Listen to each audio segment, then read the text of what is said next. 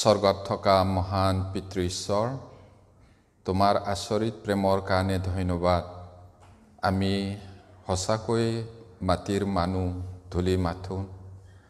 তোমাৰ সন্তান হ'বলৈ আমাৰ কোনো যোগ্যতা নাছিল। আমি নৰকলৈ গৈ আছিলোঁ, কিন্তু তুমি আমাক বিচাৰি পালা। তোমাৰ পুত্ৰ যীশুৰ তেজেৰে আমাৰ অতিশয় ঘিনলগীয়া পাপবোৰ তুমি ধুই পখালি নিকা কৰিলা, তোমাৰ সন্তান কৰি ল'লা। আমি এতিয়া তোমাৰ সন্তান হ'লোঁ, স্বৰ্গবাসী হ'লোঁ। তাৰ কাৰণে ধন্যবাদ পিতা। কিন্তু এতিয়াও আমাৰ পাপ স্বভাৱটো আছে, দুৰ্বলতাটো আছে, তাক আমি স্বীকাৰ কৰোঁ। পিতা, তোমাৰ শক্তি, পৰিচালনা, আশীৰ্বাদ নহ'লে আমাৰ নিজস্ব শক্তি নাই। গতিকে আমি তোমাৰ চৰণত প্ৰাৰ্থনা কৰিছোঁ, তুমি আমাক তোমাৰ পবিত্ৰ হাতেৰে চলাই নিয়া। এই জগতত জীয়াই থকা দিনখিনি তোমাৰ বাধ্য হৈ শুভবাৰ্তাৰ যোগ্য জীৱন যাপন কৰিবলৈ প্ৰভু তুমি সহায় কৰা।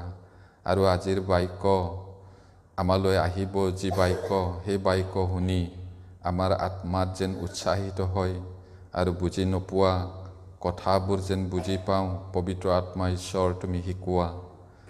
এই সকলো প্ৰাৰ্থনা যীশু নামত খুজিছোঁ, আমেন।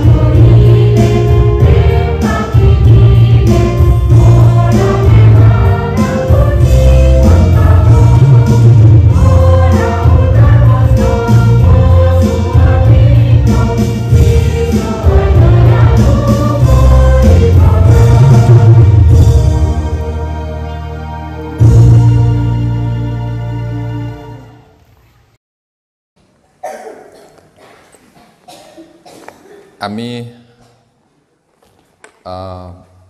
ঈশ্বৰৰ বাক্য চাওঁ হওক। আজিতো মানুহে ভাল নোপোৱা ছাবজেক্ট মই ক'ব বিচাৰিছোঁ। আপুনি ভাল পাওক নাপাওক, বাইবেলে কৈছেতো ক'বই লাগিব মই। আৰু যদি নকয় তেতিয়াহ'লে মই দুখী হ'ম। এইটোৰ কাৰণে মই ঈশ্বৰলৈ ভয় কৰোঁ আৰু আপোনালোককো প্ৰেম কৰোঁ। ঈশ্বৰৰ বাক্যটো শিকিম, ঈশ্বৰে কি কৈছে তাকে চাওঁ হওক। এতিয়া কিয় দান দিব লাগে? প্ৰশ্নটো কিয় দান দিব লাগে, বাইবেলে কি কৈছে? কিয়নো ঈশ্বৰে আমাক জীৱন দিলে। আমাৰ ঈশ্বৰ দিওঁতা ঈশ্বৰ হয়, সেইকাৰণে আমিও দিব লাগিব।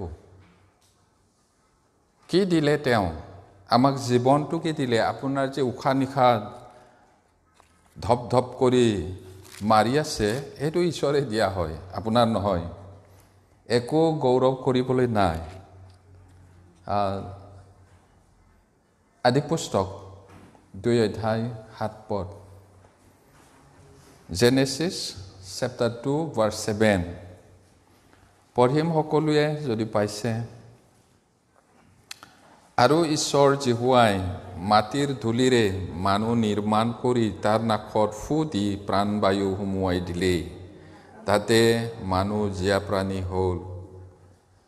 আপোনাৰ ভিতৰত থকা উশাহ নিশাটো ঈশ্বৰে দিয়াহে হয়। আপোনাৰ একো নহয়, একো নাই। আৰু পৰিত্ৰাণ দিয়া সময়ত তেওঁ আমাক নিজৰ তেজেৰে কিনিলে।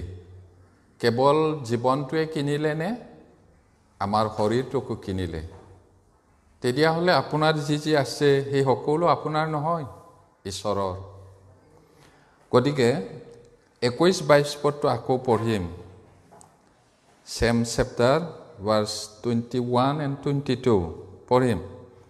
পাছে ঈশ্বৰ জিহুৱাই মানুহৰ ঘোৰ টোপনি অনাত তেওঁ টোপনি গ'ল, আৰু তেওঁ তাৰ এডাল কামিহাৰ উলিয়াই সেই ঠাই মঙহৰে পুৰালে, আৰু ঈশ্বৰ জিহুৱাই মানুহৰ পৰা উলিওৱা কামিহাৰডালেৰে এজনী স্ত্ৰী নিৰ্মাণ কৰি মানুহৰ ওচৰলৈ আনিলে।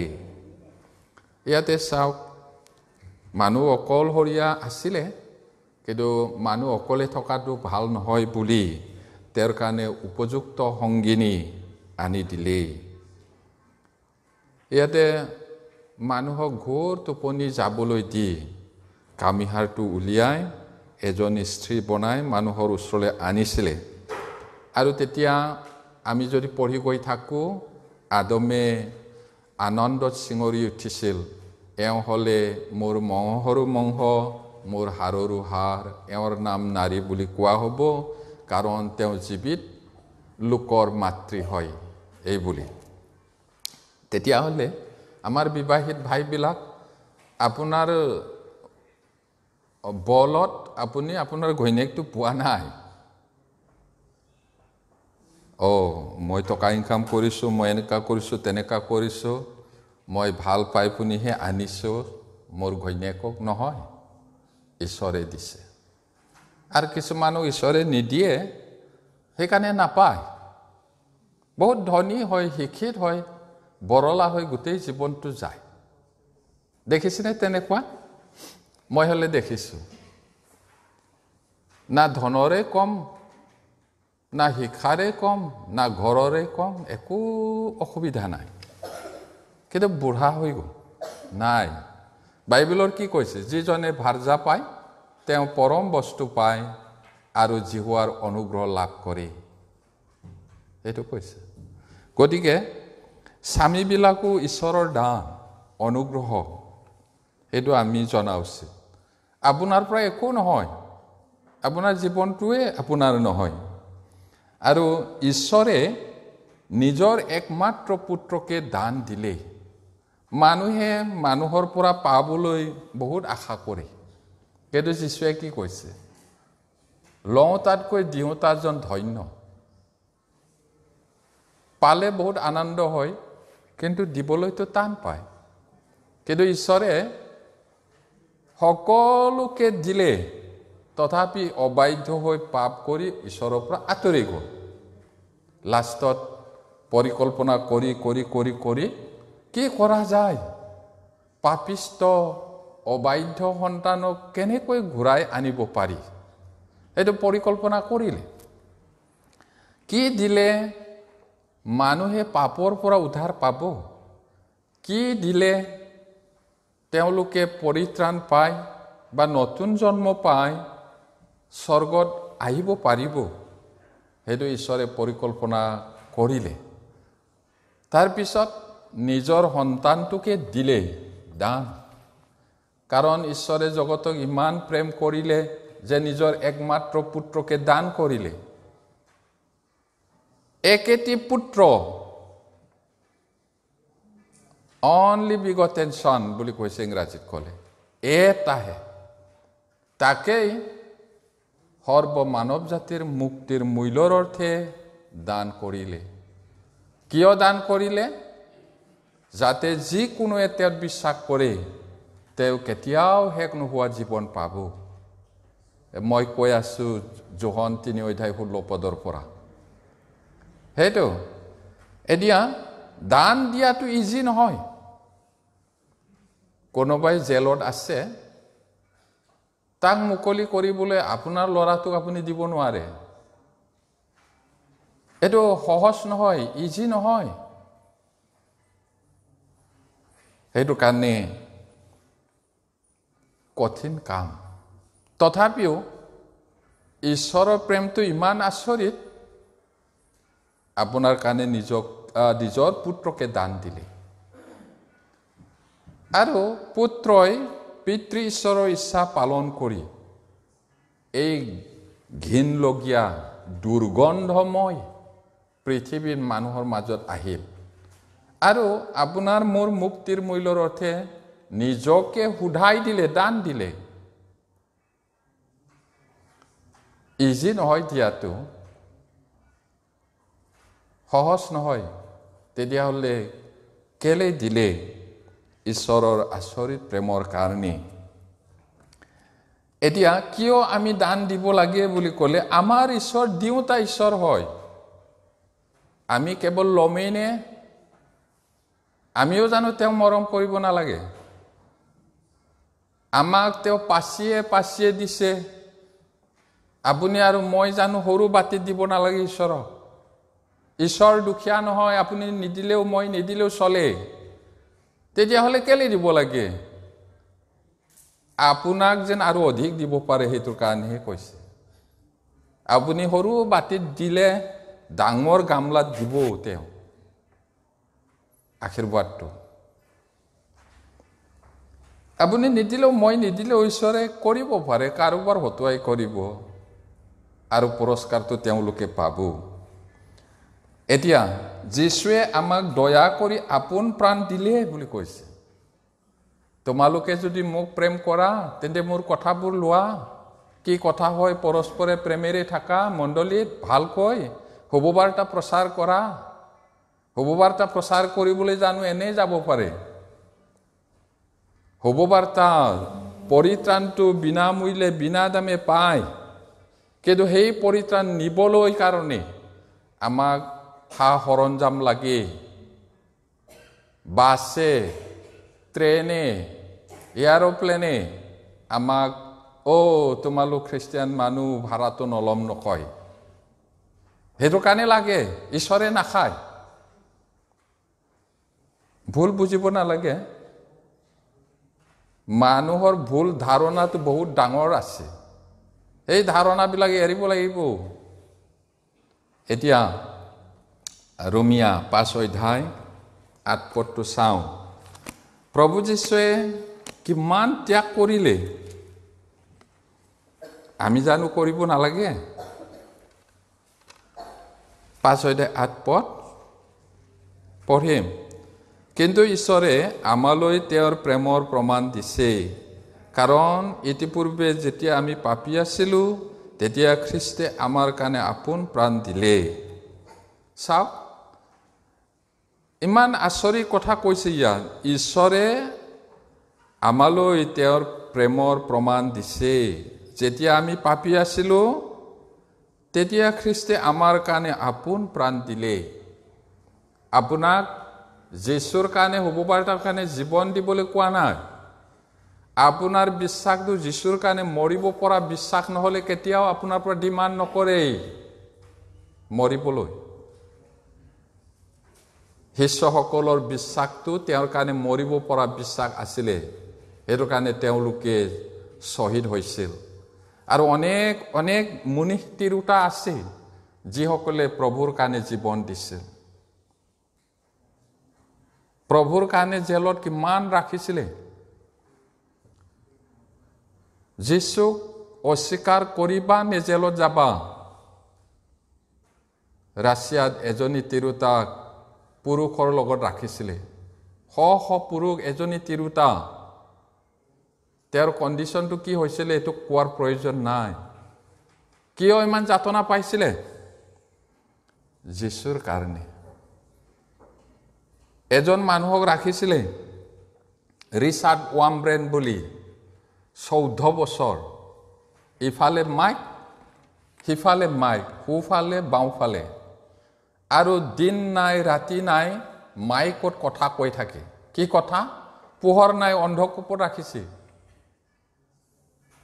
কমিউনিষ্টটো ভাল খ্ৰীষ্টিয়ানটো বেয়া বুলি কৈ থাকে 14 বছৰ কোনো পোহৰ দেখা নাই পিছত ঈশ্বৰৰ আশীৰ্বাদত তেওঁ ৰিলিজ হৈছিলে কিতাপ লিখিছে কেলে কৰিছে তেওঁলোকে প্ৰভুৰ প্ৰেমটো জানিছে আপুনি জানিছে না সঁচাকৈ না মুখস্থকৈ জানিছে আমি যে কওঁ যীশুক জানো বিশ্বাস কৰিলো পৰিত্ৰাণ পালো সঁচানে কেনেকৈ প্ৰমাণ কৰিম কেনেকৈ প্ৰমাণ কৰিম প্ৰিয়সকল ঈশ্বৰে প্ৰমাণ কৰিছে নিজৰ একেটি মাত্ৰ ল'ৰাক দান দি যীশুৱে প্ৰমাণ কৰিছে আপোন প্ৰাণ দি আপুনি কেনেকৈ প্ৰমাণ কৰিব কেনেকৈ প্ৰমাণ কৰিব ঈশ্বৰৰ কাৰণে টকা পইচাটো সৰু কথা বুলি কৈছে সৰু বস্তুৰে যদি আমি প্ৰেম কৰিব নোৱাৰো কেনেকৈ প্ৰেম কৰিম এনে নকব মই যীশুক বিশ্বাস কৰো পৰিত্ৰাণ পালো বুলি তেওঁ আপোন প্ৰাণ দিলে মই তোমাৰ কাৰণে সকলো কৰিলো তুমি মোৰ কাৰণে কি কৰিছা গান আছে নহয় আমি কেলে গানটো গাওঁ যীশুৱে কৈছে মোৰ কথাটো যদি নামানা কেলে মোক প্ৰভু বুলি মাতা এইটো কৈছে বাইবেলত আছে এতিয়া সেই কাৰণে আমিও তেওঁক প্ৰেম কৰি দিব লাগে আমিও তেওঁক প্ৰেম কৰিব লাগে সেইটো কৈছে যোহন 10 অধ্যায়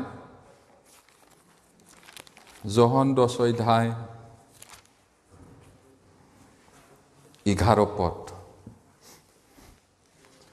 John chapter 10 verse 11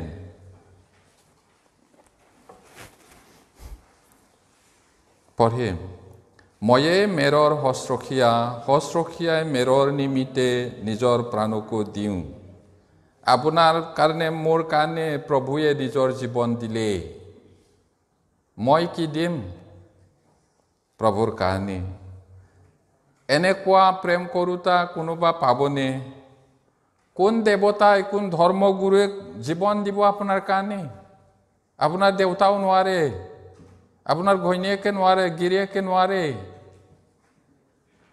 কিন্তু প্ৰভুৱে কৰিছে তেৱেই মেৰ মানে সঁচাকৈ নতুন জন্ম পোৱা খ্ৰীষ্টিয়ানৰ কথাহে কৈছে ইয়াত তাৰ দৰজাটো ময়েই গেটটো ময়েই আৰু মেৰৰ নিমিত্তে মই আপোন প্ৰাণ দিওঁ 15-16 পদটো চাওক 15-16 পদ আৰু মেৰৰ নিমিত্তে মোৰ প্ৰাণকো দিওঁ আৰু এই গৰালৰ নোহোৱা মোৰ আৰু মেৰ আছে মই সেইবিলাককো আনিব লাগে আৰু সেইবিলাকে মোৰ মাত শুনিব তাতে একেটা জাক একেজন ৰখীয়া হৈ যাব প্ৰিয়সকল বাৰে বাৰে তেওঁ কৈছে মেৰৰ নিমিত্তে মোৰ প্ৰাণকো দিওঁ মৰা নাই তেতিয়া মৰিব বুলি জানে মৰিবৰ কাৰণে তেওঁ আহিছিলে আৰু 16 পদৰ কথাটো মন কৰিবলগীয়া কথা এই গৰালৰ নোহোৱা মোৰ আৰু মেৰ আছে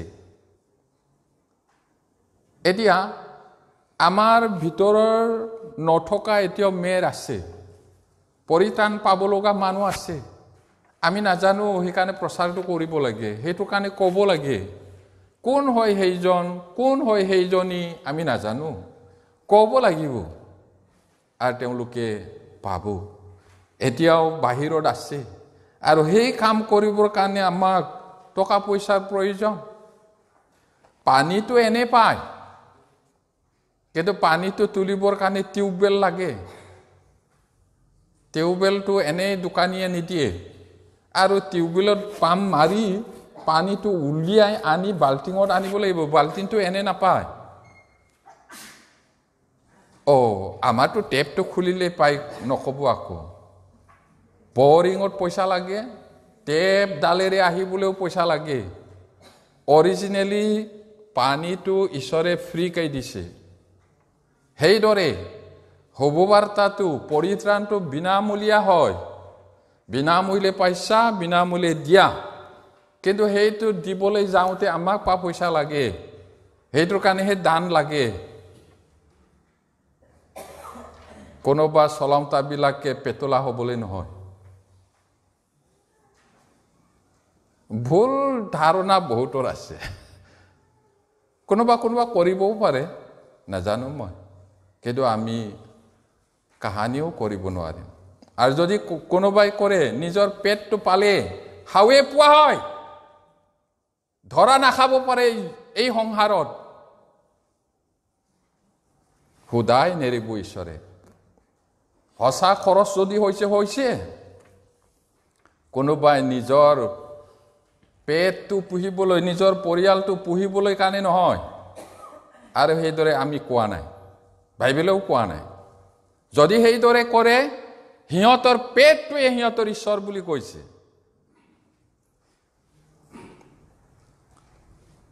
এইটো আচৰিত কথা। কিন্তু আমি কেলে কৈছো ঈশ্বৰৰ কামৰ কাৰণে। আৰু সেই চিষ্টেমটো আমি বনাই আছো, লগত আছে এক্সিকিউটিভ মেম্বাৰ্ছ। এনেই নহয়, মই লোৱা নাই, সেই হিচাপ কিতাপবিলাক মই কৰা নাই, আছে কৰোঁতা। মই মোৰ স্বাৰ্থৰ কাৰণে একো কোৱা নাই।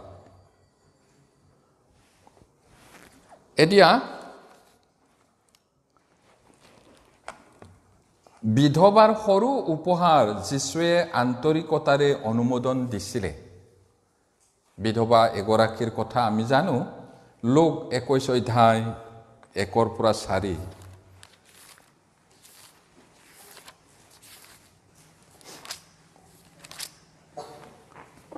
লোক 21, 1-4 পঢ়িম সকলোৱে। পাছে তেওঁ চকু তুলি চাই ধনী লোকক ভঁৰালত দান সুমুৱাই দিয়া দেখিলে, আৰু কোনো এজনী দুখীয়া বাৰীয়ে তাত 2 পাই সুমুৱাই দিয়াও দেখিলে। তাতে তেওঁ ক'লে, মই তোমালোকক সঁচাকৈ কওঁ, সেই আটাইবিলাকতকৈ এই দৰিদ্ৰ বাৰীয়ে অধিককৈ দিলে, কিয়নো তেওঁলোক সকলোৱে নিজ নিজ অতিৰিক্ত ধনৰ পৰা দান দিলে। কিন্তু তেওঁৰ নাটনি হোৱাটো জীৱিকালৈ যি আছিল সেই আটাইখিনি দিলে। এদিন এজন মানুহে কি ক'লে, চিকতা দান দিবলৈ মন নাই। গেৰিয়েক ঘৈণীয়েক প্ৰায় 2 লাখ পায় দৰমহা। তাৰপিছত দশম ভাগ বুলি 500 দিয়ে। তাৰপিছত কি কয়, চলাওঁতাবিলাকে ক'লে, আপুনি দশম ভাগৰ কথাটো কেনেকৈ হিচাপত দিছে বুলি। বাইবেল পঢ়া নাই নেকি আপোনালোকে? সেই বাৰীগৰাকী 2 পইচা দিয়াটো ঈশ্বৰে অধিক দিলে বুলি কৈছে, মইতো 500 দিছো। যুক্তিটো। সি নিজে ভালকে বাইবেলটো পঢ়া নাই। ইয়াত কি আছে? বহুত ধনী মানুহবিলাকে গহিনাই গৈ মানুহৰ দেখাত টিং টিং টিং গণি বক্সত ট্ৰং পেলাই দিছে, চাওক বুলি। সেই তাহানি কেঁচা টকা আমাৰ 10 টকীয়া 20 টকীয়া নিচিনা। আৰু জেৰুচালেমত ডাঙৰ বাকচ থাকে। যীশুও চাই আছে। তাৰপিছত চাওঁতে বহুতে এনেকুৱা দিছে। সেই বিধৱা গৰাকী যেনে তেনে টোকনত গৈছে ওলা, এইদৰে গৈ পিনি একেবাৰে 2 পইচা। 2 পইচাটো এদিন খাব পাৰে, যেনে তেনে যাই থাকিব পাৰে। এতিয়া 10 টকাৰে কিবা এটা ব্ৰেড খালে নমৰিব, থাকিব। মগনীয়া হয় বেচেৰা বাইদেউজনী। গৈ পেলাই যেনে তেনে থ কপি পিনে টিংকে দিলে হ'বলা।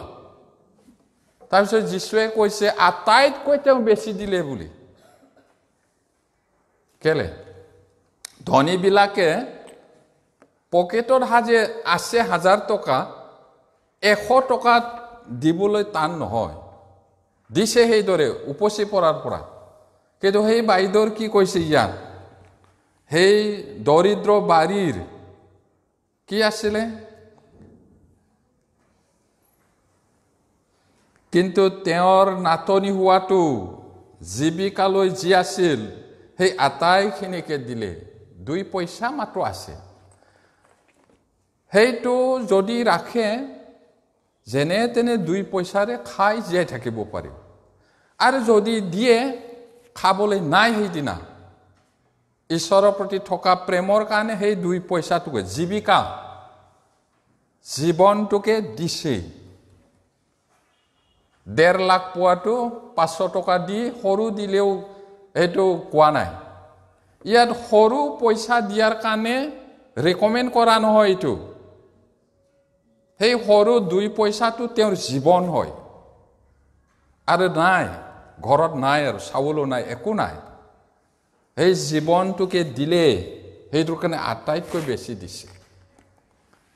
এতিয়া আপুনি যদি দুখীয়া হয় ঈশ্বৰে আপোনাক যিমান দিছে সেইমতেহে দিব লাগিব আপুনি। আমি ডিমাণ্ড কৰা নাই সেই 20,000 দৰমহা পোৱা মানুহৰ নিচিনা আপুনিও দিব লাগিব বুলি, সেইটো নহয়। কিন্তু ঈশ্বৰক কিদৰে প্ৰেম কৰে সেইটোহে প্ৰশ্নটো। দে দে দে বুলি কৈ থাকে, ক'ত পাম নাই যদি কোনে কৈছে? ডিঙি ধৰা নাই নহয়, যিটো পাৰে সেইটোহে কৈছে। কিন্তু এই বাইদেউজনী এতিয়ালৈকে বাইবেলৰ লিপিবদ্ধ আছে, আটাইতকৈ বেছি দিলে। কাৰণটো কি? জীৱনটো 2 পইচাতে আছিলে, সেই জীৱনটোকে দিলে। প্ৰেম সেইটোহে ৰিকমেণ্ড কৰিছে। নাই কাৰণে দিব নালাগে নহয়, যিটো পাইছে তাৰে পৰা প্ৰেমেৰে দিয়া, সেইটোৱে মেইন কথাটো। যুক্তিহীন বহুত টেঙৰালি কৰিলে ঈশ্বৰে ভালকে জানে। কেলে 10ম ভাগ দিয়া দান দিয়াটো আপত্তি কৰে। একে কোবত 10,000 যাব এনেকা হয়। ঈশ্বৰৰ প্ৰতি প্ৰেম যদি নাই কোনে পাৰে? ঈশ্বৰে যদি আপোনাৰ প্ৰতি মোৰ প্ৰতি প্ৰেম নহ'লেহেঁতেন একমাত্ৰ পুত্ৰক কেনেকৈ দিব? যীশু যদি আপোনাৰ প্ৰতি মোৰ প্ৰতি প্ৰেম নাই আপোন প্ৰাণ কেনেকৈ দিব? আমাৰ পৰাতো জীৱন খোজা নাই নহয়, প্ৰেম খুজিছে। যদি প্ৰেম হয় তেতিয়াহ'লে দিব পাৰে। ডেকা ল'ৰা ছোৱালীয়ে ভাল পায় বুলি মই তোমাক ভাল পাওঁ বুলি কৈ পিনি যদি একোৱে নকৰে সেইটো মিছা কথা। আজিকালি কেনেকা হয় নাজানো, আগৰ দিনত ফুলাম গামোচা ৰুমাল কিবা এনেকা আদান প্ৰদান প্ৰেমৰ চিন স্বৰূপে, কথাৰে মাত্ৰ নহয়। এতিয়া আমি পালো।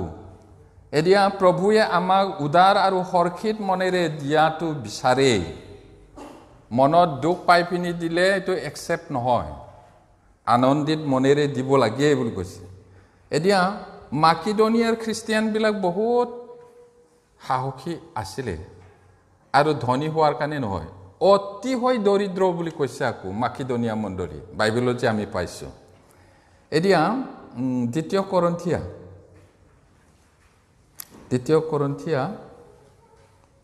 8 অধ্যায়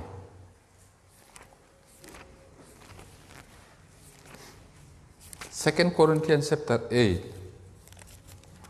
verse 1 to 9 মই এক পদটো পঢ়িছোঁ, আপোনালোকে কিবা এনেকৈ যাম। কিয়নো পবিত্ৰ মানুহবিলাকৰ উপকাৰ কৰা কাৰ্যৰ বিষয়ে মোৰ লিখাৰ প্ৰয়োজন নাই। 2 Corinthians মই ক'ত পঢ়িছোঁ? 8 পদ মই পঢ়িছোঁ, 8 অধ্যায় 1 পদ। হে ভাইবিলাক, মাকিদনিয়া দেশৰ মণ্ডলীবিলাকক দিয়া ঈশ্বৰৰ অনুগ্ৰহৰ বিষয়ে মই তোমাক জনাওঁ যে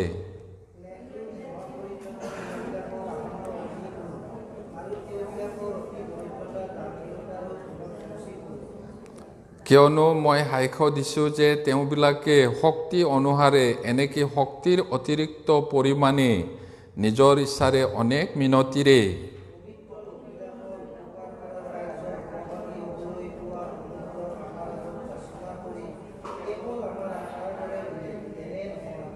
বৰং নিজকে ঈশ্বৰৰ ইচ্ছাৰে প্ৰথমে প্ৰভুৰ উদ্দেশ্যে শেষত আমাৰ উদ্দেশ্যে দান কৰিলে।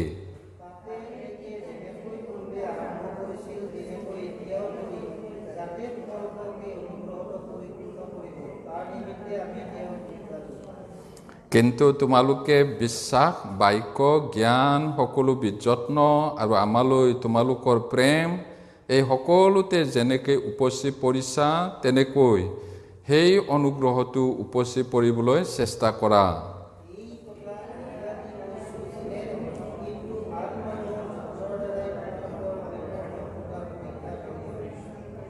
সকলোৱে পঢ়ে।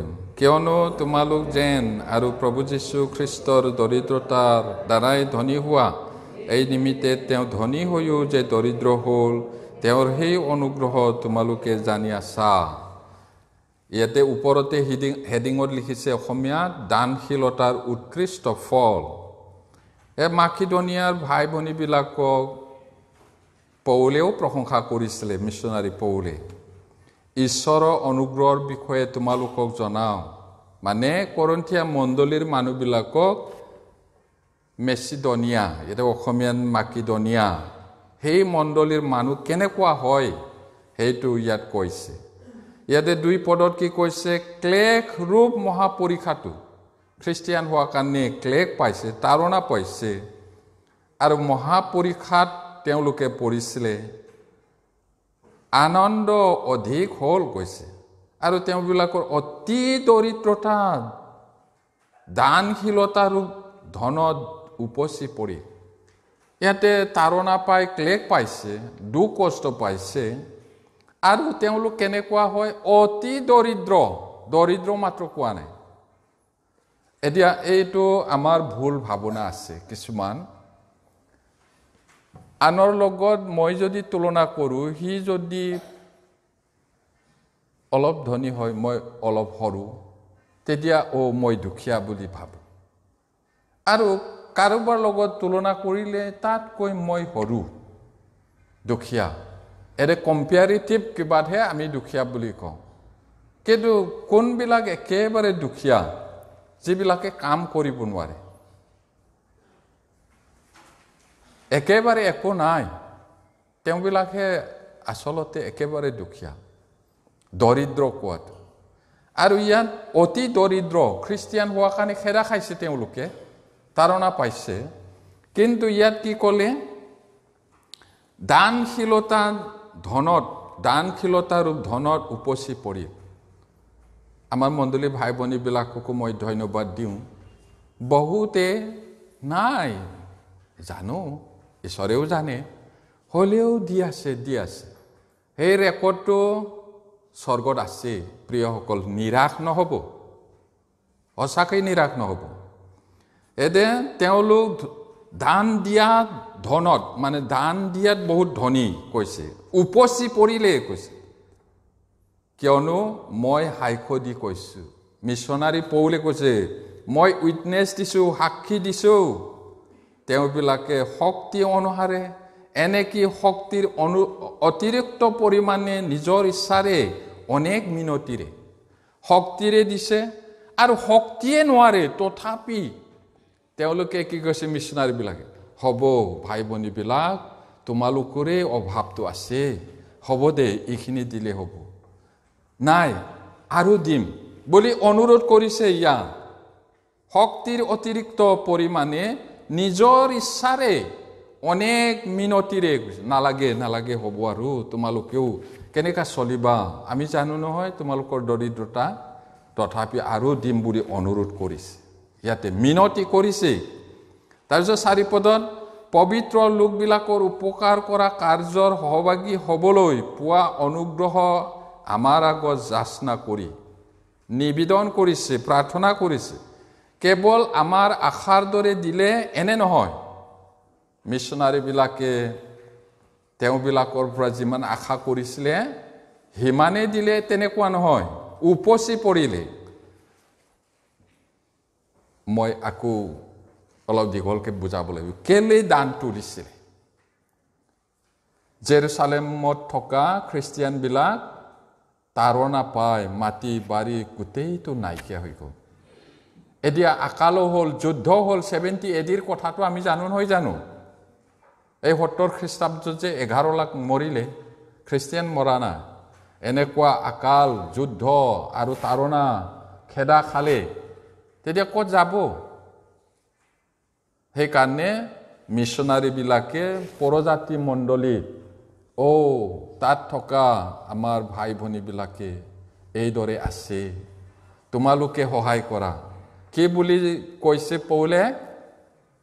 যেতিয়া তোমালোক দুখীয়া আছিলে তেওঁলোক ধনী আছিল, তেওঁলোকে তোমালোকক সহায় কৰিছিল। মানে কথাটো কি? পৰিত্ৰাণৰ শুভবাতৰিটো জেৰুচালেমত থকা যিহুদী খ্ৰীষ্টিয়ানবিলাকৰ লগতহে আছিলে। পৰজাতি তেতিয়া একো নাই, পৰিত্ৰাণ পোৱা নাই, তেতিয়া দৰিদ্ৰ আত্মাত একো নাই, হেৰাই থকা তেওঁবিলাকে তেওঁলোকৰ লগত থকা ধন ঈশ্বৰৰ বাক্যটো আনি দিলে। এতিয়া সেই জেৰুচালেমত থকা খ্ৰীষ্টিয়ানবিলাক টকা পইচাত চাউলত একেবাৰে দৰিদ্ৰ হৈ আছে। তোমালোক এতিয়া ধান চাউলত উপচি পৰা হয়। গতিকে তেওঁলোকে তোমালোকক যেনেকৈ মদত কৰিলে, তোমালোকেও এতিয়া তেওঁলোকক মৰম কৰিব লাগে। সেইকাৰণে দান তুলিছিলে। আৰু সেই কথাটো শুনি মাকিদনিয়া মণ্ডলীৰ মানুহবিলাকে থাকিব পৰা নাই। কাৰণ তেওঁলোকে তাৰণা পাইছে, জানে অভাৱটো কি। তাত থকা আমাৰ ককাই ভাইবিলাক যিসকলৰ দ্বাৰা আমি পৰিত্ৰাণ পালোঁ, তেওঁলোকে এতিয়া এই কণ্ডিশ্যনত আছে, আমি দিম। সেইটোৰ কাৰণে এতিয়া কি কৈছে? তেওঁলোকে আশা কৰা মাত্ৰ নহয়, আৰু কি কৰিছে? 5 পদটো ভালকৈ চাব। বৰং নিজকে ঈশ্বৰৰ ইচ্ছাৰে প্ৰথমে প্ৰভুৰ উদ্দেশ্যে, শেষত আমাৰ উদ্দেশ্যে দান কৰিলে। দান দিয়াটো সহজ নহয় ভাই ভনীবিলাক। আপুনি নিজকে ঈশ্বৰক নিদিলে দান দিব নোৱাৰে। ইয়াতে কৈছে প্ৰথম নিজক ঈশ্বৰক দিলে আৰু আমাৰ উদ্দেশ্যে দিলে। আমি অনুৰোধ কৰা মতে আকৌ দিলে। প্ৰথমটো ঈশ্বৰক নিজে দিছে, সেইটো কৈছে 6 পদত। তাতে তিতে যেনেকৈ পূৰ্বে আৰম্ভ কৰিছিল তেনেকৈ এতিয়াও কৰি, যাতে তোমালোকক সেই অনুগ্ৰহটো পৰিপূৰ্ণ কৰিব, তাৰ নিমিত্তে আমি তেওঁক উদগালোঁ। পৌলে নিজে তুলি ফুৰা নাই, তেওঁৰ লগৰীয়া টিট, আমি টাইটাছ টিট বুলি যে পাওঁ, তেওঁ গ'ল আৰু বেলেগ বেলেগ মণ্ডলী যেনেকৈ উদগাইছিলে দান দিবলৈ, তেওঁলোকক সহায় কৰিবলৈ, তেওঁ তাতটো কৰিব কৈছে, তাক উদগালোঁ। 7 পদত, কিন্তু তোমালোকে বিশ্বাস, বাক্য, জ্ঞান, সকলোবিধ যত্ন আৰু আমালৈ তোমালোকৰ যি প্ৰেম, সেই সকলোতে উপচি পৰিছে তেওঁলোকে। তেনেকৈ সেই অনুগ্ৰহটো উপচি পৰিবলৈ চেষ্টা কৰা। সেইটো এই কথা আইগা দি কৈছোঁ, এনে নহয়।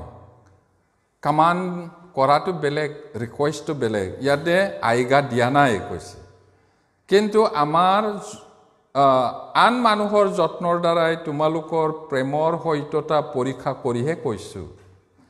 আৰু 9 পদত, কিয়নো তোমালোক যেন আমাৰ প্ৰভু যীশু খ্ৰীষ্টৰ দৰিদ্ৰতাৰ দ্বাৰাই ধনী হোৱা। আমাৰ প্ৰভু যীশু সকলোৰে সৃষ্টিকৰ্তা, কিন্তু তেওঁ দুখীয়া হৈ আহিল, মানুহ হৈ আহিল, গোহালি ঘৰত জন্ম ল'লে। কেলে? আপুনি যেন ধনী হৈ স্বৰ্গ যাব পাৰে, আপুনি যেন পৰিত্ৰাণ পায়। সেইকাৰণে তেওঁ দৰিদ্ৰ হ'ল, সেইকাৰণেহে তেওঁ দুখীয়া হৈ একেবাৰে গোহালি ঘৰত জন্ম হৈছে। আৰু এই নিমিত্তে তেওঁ ধনী হৈও দৰিদ্ৰ হ'ল। তেওঁৰ সেই অনুগ্ৰহ তোমালোকে জানি আছা, আৰু সেই ঈশ্বৰৰ অনুগ্ৰহ আৰু আশীৰ্বাদত তোমালোকো উপচি পৰা, সেইটো ঈশ্বৰৰ ইচ্ছা। এতিয়া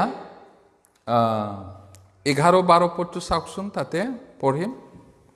11-12 পদ।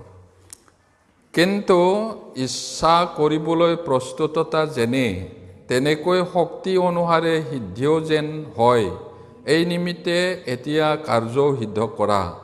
কিয়নো যদি প্ৰস্তুততা থাকে, তেন্তে শক্তি নথকাৰ দৰে নহয়, শক্তি থকাৰ দৰেহে গ্ৰাহ্য হয়। ৰেডি হ'ব লাগিব কৈছে। ৰেডি হ'লে পাৰে। মনটো নিজকে ঈশ্বৰক প্ৰথম দিব লাগিব, তেতিয়াহে পাৰিব। ৰেডি হ'ব লাগিব সেইটো। এতিয়া চেপ্টাৰ 9 অধ্যায় 6-7 পদটো চাওক, পঢ়িম। কিন্তু এই বিষয়ে কথা খাটিছে, যিজনে অলপকৈ বয় তেওঁ অলপকৈ দাব, আৰু যিজনে অধিককৈ বয় তেওঁ অধিককৈ দাব। প্ৰতিজনে মনোযোগ বা আৱশ্যকতাৰে নিদি নিজৰ হৃদয়ত যেনেকৈ ঠাউৰ কৰিলে তেনেকৈ দিয়ক, কিয়নো হৰ্ষিত মনেৰে দিয়াজনক ঈশ্বৰে প্ৰেম কৰে। যিবিলাকে বহুত ৰুব তেতিয়া বহুত কাটিব। ধানটো 2 বিঘা ৰুই পিনি 10 বিঘা পাম বুলি 10 বিঘা ধান পাম বুলি নাপায়।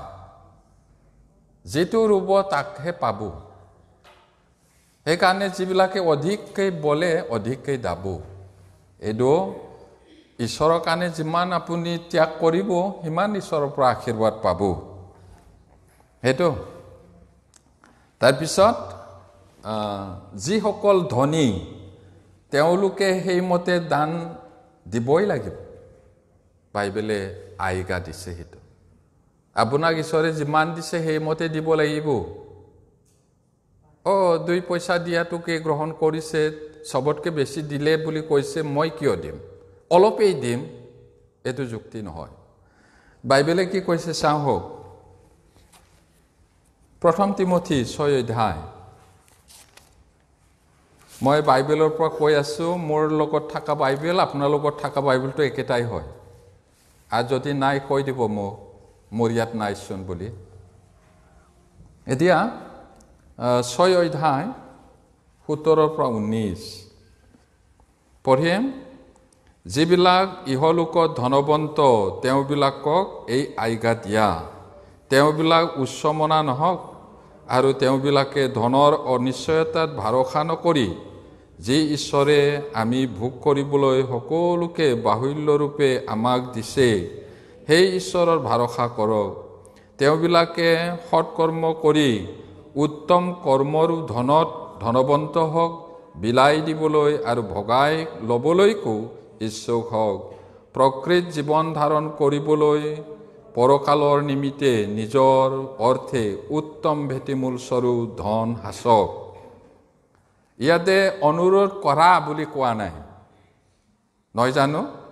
যিবিলাকে ইহলোকত ধনৱন্ত, মানে এই সংসাৰত যিবিলাক ধনী, তেওঁবিলাকক হুকুম দিয়া, আজ্ঞা, অনুৰোধ নহয় এইটো, আজ্ঞা মানে কামান। সেইটো তেওঁবিলাক উচ্চমনা নহওক, অহংকাৰী নহওক, উচ্চমনা নহওক, আৰু তেওঁবিলাকৰ ধনৰ অনিশ্চয়তাত ভৰসা নকৰি ঈশ্বৰে আমাক সকলোকে দিছে। পৃথিৱীত যত যি ফল মূল আছে, জীৱ জন্তু আছে, মাছ আছে, সেই সকলো মানুহৰ কাৰণে দিছে। সেই ঈশ্বৰৰ ভৰসা কৰক বুলি কৈছে। ধনটো আজি আছে কালিলৈ নাই। প্ৰিয়সকল, ধন ঈগল চৰাইৰ নিচিনা পাখি লগাই উৰি যাব, একো নিশ্চয়তা নাই। সঁচাকৈ যাব পাৰে, যায়, নহ'লে ঈশ্বৰে এইদৰে নকলেহেঁতেন। এতিয়া তেওঁবিলাকে, মানে আমাৰ কথা কৈছে ইয়াত, তেওঁবিলাকে সৎকৰ্ম কৰি, সৎকৰ্ম আৰু উত্তম কৰ্মৰো ধনত ধনী হ'ব লাগে। সৎ কামত ধনী হ'ব লাগে আৰু ভাল কামত ধনী হ'ব লাগে। তাৰপিছত বিলাই দিবলৈ আৰু ভগাই ল'বলৈকো ইচ্ছুক হওক। মন হয়নে প্ৰিয়সকল বিলাই দিবলৈ? কেতিয়াবা আমাৰ মনটো বহুত টান, নহয় জানো? মই ইমান কষ্ট কৰি পাইছোঁ, কেলে দিম? হয়, এইটো স্বাভাৱিক স্বভাৱ। কিন্তু আমি ঈশ্বৰক জনাৰ পিছতো অলপ মুকলি কৰিব লাগে মনটো। তাৰপিছত ভগাই ল'বলৈ ইচ্ছা হ'ব লাগে, আৰু সঁচা জীৱন ধাৰণ কৰিবলৈ ইহকাল, এইটো ইহকাল, পৰকাল, সেই তাত আমি যেন ধনী হওঁ, সেইটো কাৰণে ইয়াত কাম কৰিব লাগে। ইয়াতে পৰকালৰ নিমিত্তে নিজৰ অৰ্থে, বাইদেউৰ কাৰণে কোৱা নাই, দাদাৰ কাৰণে কোৱা নাই। কি কৈছে ইয়াত?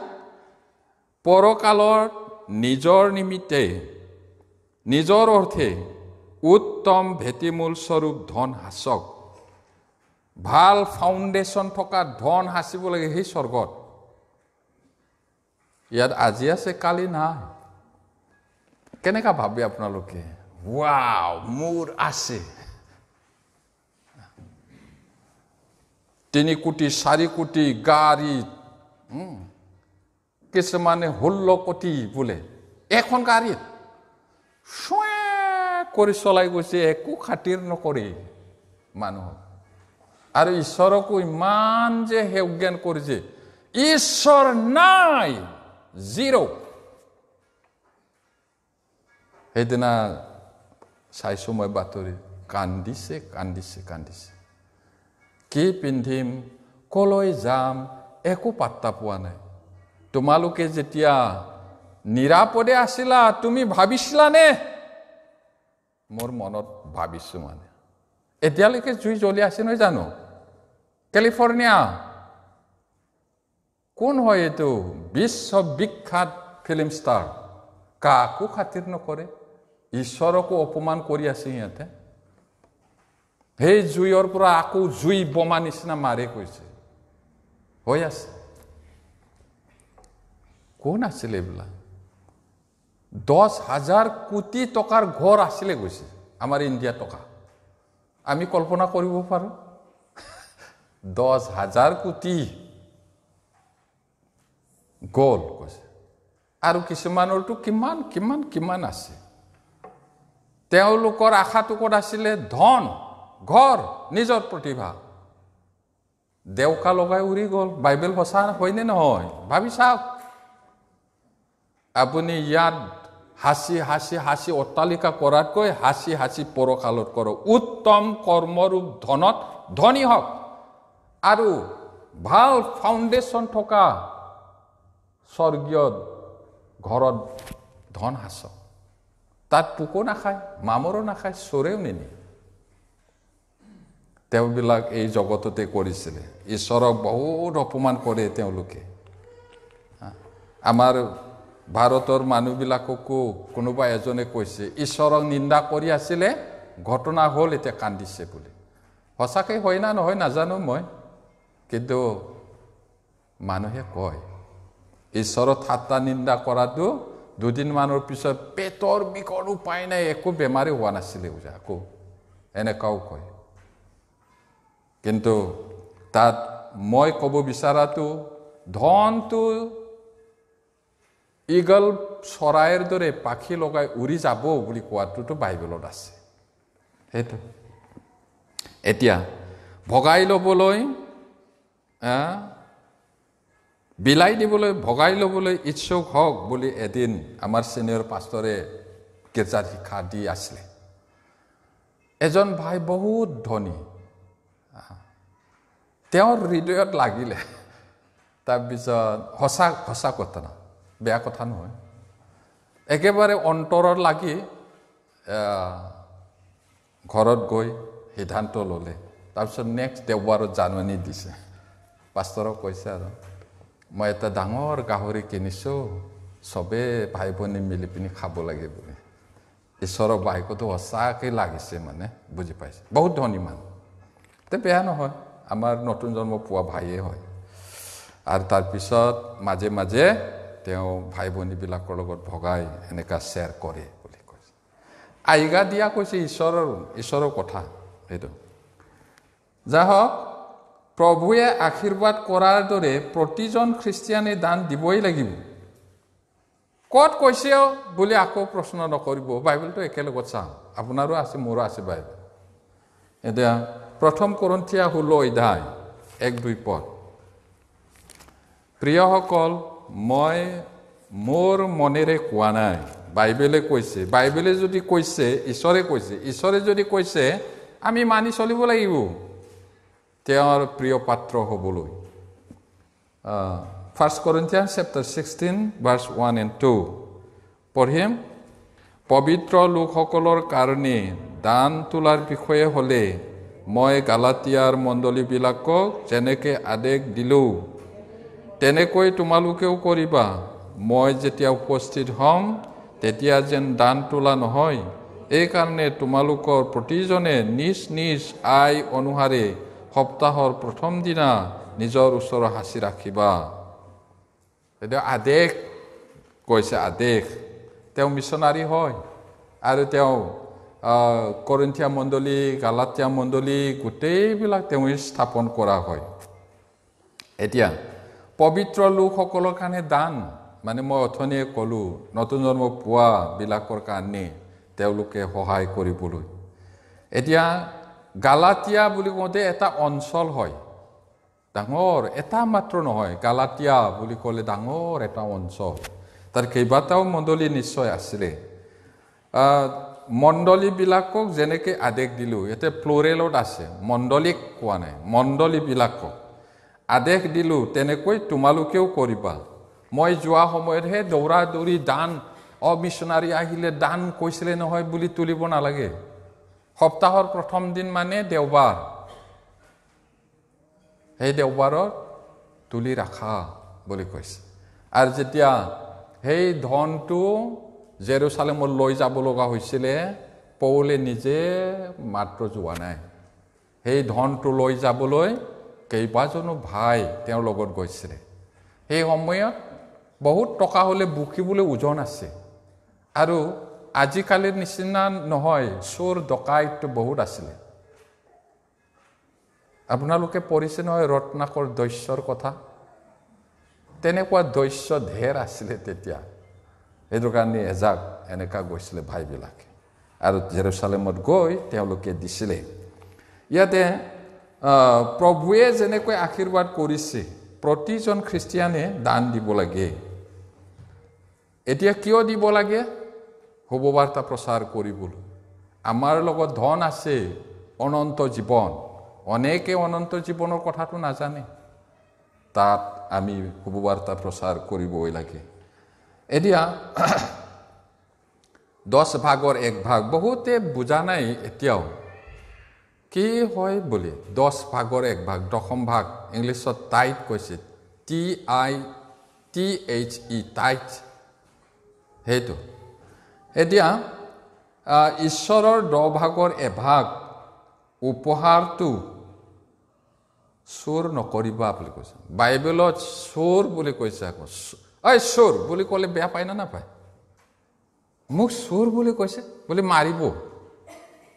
কিন্তু বাইবেলত কৈছে 10 ভাগৰ 1 ভাগ নিদিয়া মানুহটো চোৰ। মই কোৱা নাই প্ৰিয়সকল। যদি খং উঠে, কাজিয়া কৰিবলৈ মন হয়, বেয়া পায়, ঈশ্বৰক কওক, মই কোৱা নাই।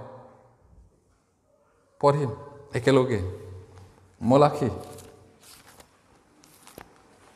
যদি কথাটো হজম নহয়, তেতিয়াহ'লে ঈশ্বৰৰ লগত যুদ্ধ কৰক। মই ঈশ্বৰৰ চাউণ্ড বক্স নিচিনাহে কথাটো কৈ আছোঁ। মলাখাই চেপ্টাৰ 3 ভাৰ্চ 7 to 10,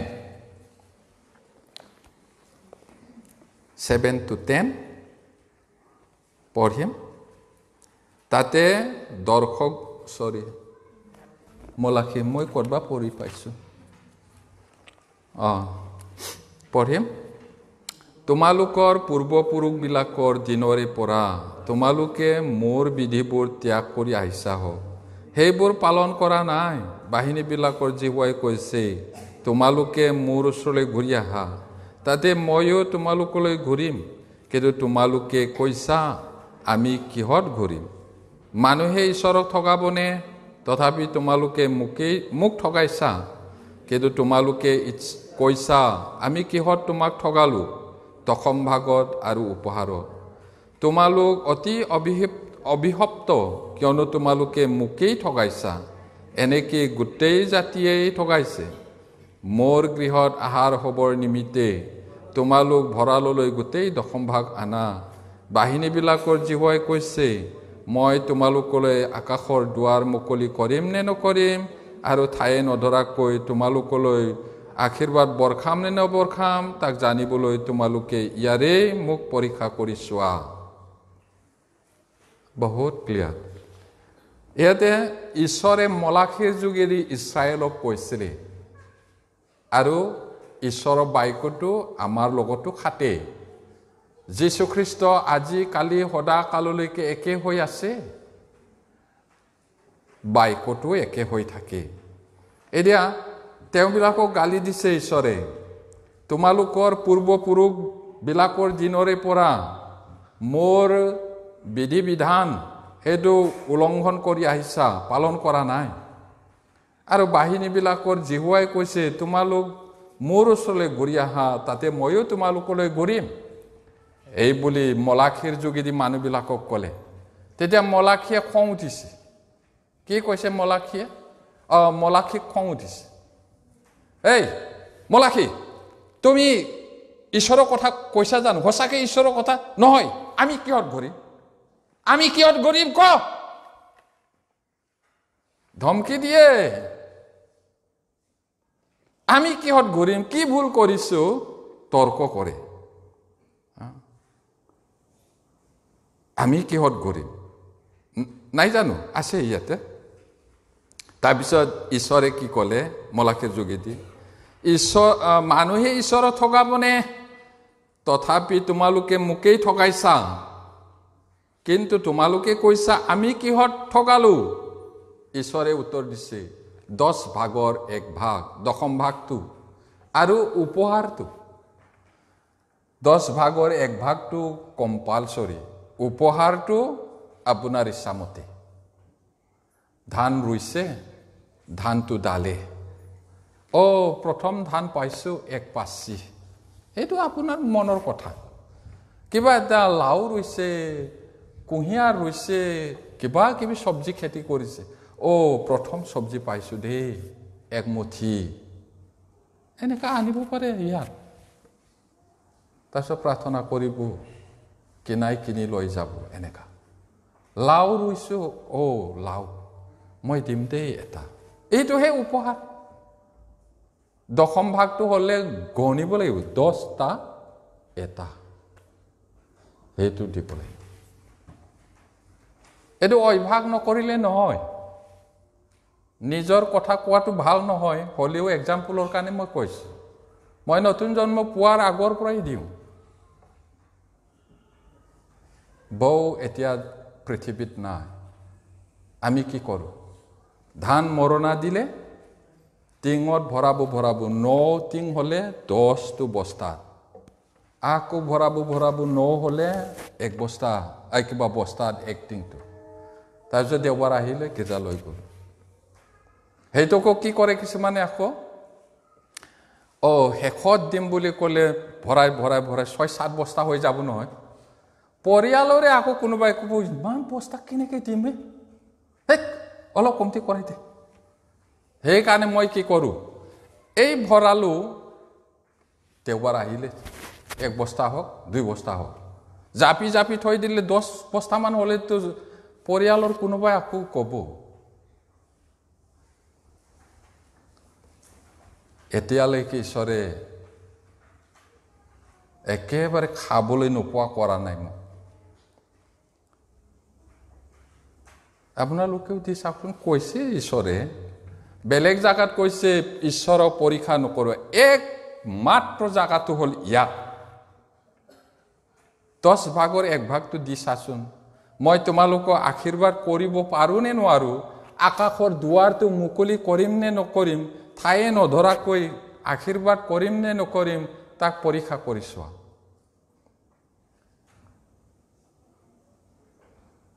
এক্সেক্টলি আকৌ উলটাকৈ নলব আপুনি এইটো দিয়া কাৰণে গাড়ী আহিব ঘৰ আহিব আমুক আহিব বুলি কিন্তু ঈশ্বৰে বচাব পাৰে অনেক ধৰণৰ বাধা বিঘিনি বেমাৰ আজাৰৰ পৰা মই এতিয়ালৈকে শান্তিৰে আছো ঈশ্বৰৰ কাম কৰি আছো আপোনালোকৰ আগত আছো এতিয়া অভাৱত পৰি মৰি গ'ল বেচেৰা বুলি কোৱা নাই কৰি চাওকচোন এইটো আপোনাৰ লাভৰ কাৰণে হয় আনৰ কাৰণে নহয় বাইবেলে কৈছে ইয়াত মানুহে ঈশ্বৰক ঠগাবনে তথাপি তোমালোক মোক ঠগাইছা কিন্তু তোমালোকে কৈছা আমি কিহত তোমাক ঠগালোহে ঈশ্বৰে উত্তৰ দিছে দশম ভাগত আৰু উপহাৰত তোমালোক অতি হয় হাও পোৱা কিয়নো তোমালোকে মোকেই ঠগাইছা এনেকে গোটেই জাতিয়ে ঠগাইছে চিৰিয়াছ কথা প্ৰিয়সকল মোৰ কথা নহয় ঈশ্বৰৰ কথা আৰু দিনত 24 ঘণ্টা নহয় জানো জ্ঞানীবিলাক ঈশ্বৰক ভয় কৰাবিলাকে কেনেকা হিচাপ কৰিছে 2 ঘণ্টা 24 মিনিট ঈশ্বৰক দিব লাগে কৈছে ডেইলি আমি দিওঁ জানো সময়বোৰ এনে নষ্ট কৰোঁ প্ৰাৰ্থনা কৰি বাইবেল পঢ়ি মেছেজ শুনি 2 ঘণ্টা 24 মিনিট দিব লাগে কৈছে এইটো দশম ভাগ টাইমৰ দশম ভাগ ঈশ্বৰক দিব লাগে এতিয়া আমি সেইবোৰ কৰা নাই আমি যিটো প্ৰথম তাক শেষত কৰিব লাগে তাক প্ৰথমত কৰি থাকোঁ বাইবেলে কি কৈছে পঢ়িম মথি 6 অধ্যায় প্ৰথম বিচাৰা ঈশ্বৰক তেওঁৰ ৰাজ্যক তাতে প্ৰয়োজনবোৰ যোগান ধৰিব মেথিউ 6:33 মথিয়ে লিখা 6 অধ্যায় 33 পদ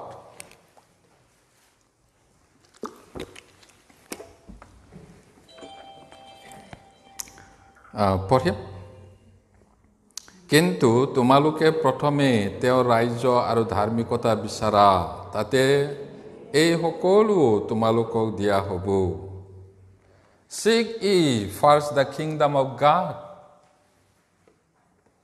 and then all this will be added unto you প্ৰথমতে তেওঁৰ ৰাজ্য আৰু ধাৰ্মিকতা বিচাৰিব লাগে তেতিয়া শৰীৰৰ কাৰণে প্ৰয়োজনটো তেওঁ দিব আপোনালোকৰ ল'ৰা ছোৱালীয়ে স্কুল কলেজ ইউনিভাৰ্চিটি যাব লাগে বুলি ঈশ্বৰে জানে না নাই জানে আপোনাৰ ছোৱালীৰ কাৰণে জঙাই লাগে তেওঁ জানে আপোনাৰ পিন্ধিবলৈ কাৰণে কাপোৰ লাগে তাক জানে সকলো জানে তেওঁ সৰ্বোপৰি ঈশ্বৰ আমি নিৰ্ভৰ কৰিব লাগিব তেওঁৰ ওপৰত সম্পূৰ্ণ প্ৰভুৱে কৈছিলে চৰাইবোৰলৈ চোৱাচোন সিহঁতৰ ভঁৰালো নাই সূতাও নাকাটে তথাপি কেনে সুন্দৰ শালিকা চৰাইবোৰ ধুনীয়া নহয় জানো হুদুটোৰ নিচিনা বুলি কয় হুদু চৰাইটো কিমান ধুনীয়া চাবলৈ ফেঁচামুখীয়া বুলি গালি দিয়ে ফেঁচাটো চাচোন কিমান ধুনীয়া ধুনীয়া হয় কাউৰীটো অলপ কলা হ'ব পাৰে কিন্তু ধুনীয়া হয় সিহঁতৰ ক'ত ভঁৰাল আছে কেতিয়ানো কাপোৰ বোলে সিহঁতে ইমান ধুনীয়া নাখাই মৰা নাই সেই বুলি ঈশ্বৰে দিয়ে বুলি বাহাৰ পৰা উৰি যোৱা নাই তেনেকা নহয় ৰাতিপুৱা আন্ধাৰ থাকোঁতে কিয় কাও কৰিব উৰি যাব বিচাৰোঁতে মানুহে মাৰিব নেকি পিৰিক সাৱধান হৈ থাকে আকৌ গধূলি আহে ঈশ্বৰ সৰ্বজ্ঞানী তেওঁ আপোনাক দিব প্ৰথমতে তেওঁৰ ৰাজ্য মানে পৰিত্ৰাণ নোপোৱাৰ হৃদয়টো শয়তানে কণ্ট্ৰল কৰে এই মানুহজন শুভবাৰ্তা প্ৰচাৰ কৰি যদি পৰিত্ৰাণ পায় ঈশ্বৰৰ আত্মাই তাত থাকে ঈশ্বৰৰ ৰাজ্য তাৰপিছত ধাৰ্মিকতা পৰিত্ৰাণ পোৱাৰ পিছত কেনেকৈ বিশ্বাস জীৱন যাপন কৰিব লাগে এইটো প্ৰথম ঈশ্বৰৰ ৰাজ্য বিচাৰা ধাৰ্মিকতা বিচাৰা তাতে জগতত তোমালোকৰ প্ৰয়োজনটো দিব এইটো কৈছে তাকে নকৰি আমাৰটো কি কৰে মানুহৰ স্বভাৱ এই জগতৰটোহে আগত বিচাৰে সময় পালে ঈশ্বৰক বিচাৰিম দে সময় মোৰ ইচ্ছাটো বা কিবাটো খৰচ কৰাৰ পিছত থাকিলে অকণমান দিম দে এনেকা হয় না নহয় হয় মানুহৰ মনটো এতিয়া মানুহে দেখিবলৈ দিব নালাগে কৈছে আকৌ কিছুমানে দিয়ে কিন্তু মানুহৰ পৰা প্ৰশংসা পাবলৈ দিয়ে মানুহৰ আগত ঢোল কোবাই ফুৰিবা বুলি কৈছে কিন্তু মানুহে কৰে এতিয়া তাৰে chapter 6 verse 1 to 4 chapter 6 verse 1 to 4 পঢ়িম মই এক পদটো পঢ়িছোঁ সাৱধান হোৱা মানুহক দেখুৱাবলৈ তেওঁবিলাকৰ আগত তোমালোকে নিজ নিজ ধৰ্ম কৰ্ম নকৰিবা তেনে কৰিলে তোমালোকৰ স্বৰ্গত থকা পিতৃৰ ওচৰত তোমালোকৰ একো পুৰস্কাৰ নহ'ব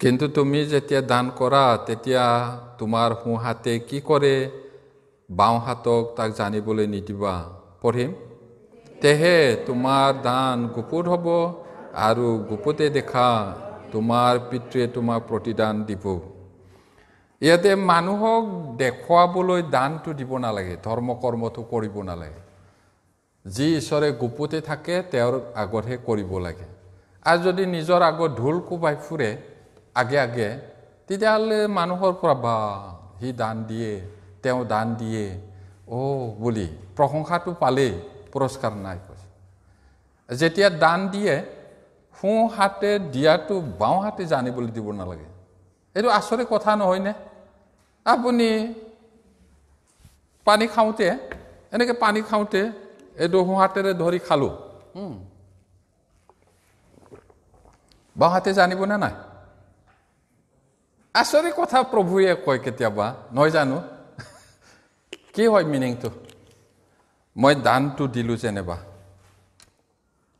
এইটো নাজানাকৈ থাকিব আচল এইটো কোৱা নাই আপোনাৰ চুবুৰীয়া মণ্ডলীৰ ভাই ভনী মই এইটো দিলোঁ নহয় সেইটো দিলোঁ নহয় নক'ব এনেকৈ কৰিলে বা সিহঁতৰ বোলে এনেকুৱা দান দিলে মণ্ডলীত সাউণ্ড বক্স দিছে বোলে পুলপিট বনাই দিছে বোলে চেয়াৰ বনাই দিছে বোলে মিউজিক চিষ্টেম কিনি দিলে বোলে সিহঁতৰ এনেকুৱা ক'লে বা বুলি মণ্ডলীয়ে ক'ব তেতিয়া ঈশ্বৰৰ তাত নাই এইটো কৈছে নহ'লে সঁচাকৈ এইটো দান দিছে এইটো নাজানে জানিবলৈ দিব নালাগে কৈছে কেনেকুৱা সম্ভৱ হ'ব এইটো তাৰ মিনিংটো চুবুৰীয়াবিলাকক ভাই ভনীবিলাকক এইটোৱে কৈছে এতিয়া আমি দয়ালু হোৱাটো আৰু দুখীয়াক সহায় কৰাটো ঈশ্বৰে বিচাৰে আমি মানুহবিলাকক দয়া কৰিব লাগিব দয়াটো যেনিবা আপুনি হাজাৰ হাজাৰ টকা দিলেও তেওঁ খাই শেষ কৰিব আকৌ আপোনাৰ তাত আহিব তেতিয়াহ'লে সেই মানুহটো পৰিত্ৰাণ পোৱা নাই তেওঁ পৰিত্ৰাণটো দিবগৈ লাগিব এতিয়া আমাৰ চিটিতে কিমান মানুহ আছে আমি কাম কৰিব পৰা নাই আৰু অসমত কিমান মানুহ আছে এতিয়াও তেওঁবিলাকৰ আগত যাব লাগিব এতিয়া আমাৰ সমস্যাটো কি জানেনে শস্যটো বহুত প্ৰভুৱে কোৱাৰ দৰে কৰ্মচাৰী নাই কেলে তেওঁলোকক মুখৰা বান্ধি হাল বাব দিব নোৱাৰিম নহয় মুখৰা বান্ধি আমি মৰণা মৰাব নোৱাৰোঁ নহয় মণ্ডলী কাম কৰাব নোৱাৰোঁ নহয় এতিয়া বহুত অভাৱ ক'ৰবাত 100 জনৰ পাৰ হৈ গ'ল ক'ৰবাত 50 জন ক'ৰবাত 60 জন মেম্বাৰ আছে আমি কৰ্মচাৰী দিব পৰা নাই বহুত দিগদাৰ হৈছে কোনে কৰিব সেইটো আমাৰ ওচৰলৈ পৰিত্ৰাণ আনিবৰ কাৰণে শুভবাৰ্তা আনিবৰ কাৰণে কিমানে কপালৰ ঘাম মাটিত পেলালে এতিয়া আমাৰ কাম হয় আমি নকৰিলে কোনে কৰিব সেইটো কাৰণে দান দিব লাগে দুখীয়াক দয়া কৰা কোৱাটো সেইটো আত্মাত দুখীয়া হয় তেওঁবিলাক আমি পোহৰ নিদিলে কোনে দিব আমি যদি আত্মিক আহাৰটো তেওঁলোকক নিদিয়ে কোনে দিব আৰু যিবিলাক পৰিত্ৰাণ পাই মণ্ডলীত আহিল তেওঁলোককো আমি পাষ্টৰ দিব পৰা নাই এভাঞ্জেলিষ্ট দিব পৰা নাই ভাইবিলাকৰ মাজতে যেনে তেনে চলাই আছে আমি ভাগ্যৱান বুলি ক'ব লাগিব ইয়াত যে পাষ্টৰ পঠাইছে ঈশ্বৰে আপোনালোকতকৈও বেছি আছে হ'বলা লিম্বুগুৰি মণ্ডলী নাই ভাই ডেকা ল'ৰা ভাইয়ে চলাই আছে বিশ্বাসী হয় এইটো আমাৰ কাম কোনে কৰি দিব সেইটোৰ কাৰণে আমি মাকিদনীয়া মণ্ডলীৰ পৰা শিকা উচিত ঈশ্বৰৰ সন্তানক দিয়াটোৱে হ'ল খ্ৰীষ্টক দিয়া আমি যদি মণ্ডলীৰ কোনোবা দুখ ভোগত আছে, দুখ কষ্টত আছে, তেতিয়া যদি আমি তেওঁক দিওঁ, তেওঁলোকক দিওঁ, তেতিয়াহ'লে আমি ঈশ্বৰকে দিয়া হৈছোঁ। এতিয়া বহুত বাইবেল পদ আছে, আমি কিয় দিব লাগে? আমি সকলো বাইবেল পদবিলাক শেষ কৰিব পৰা নাই। এতিয়া মথিয়ে লিখা 25 অধ্যায়টো চাওক। মেথিউ 25:35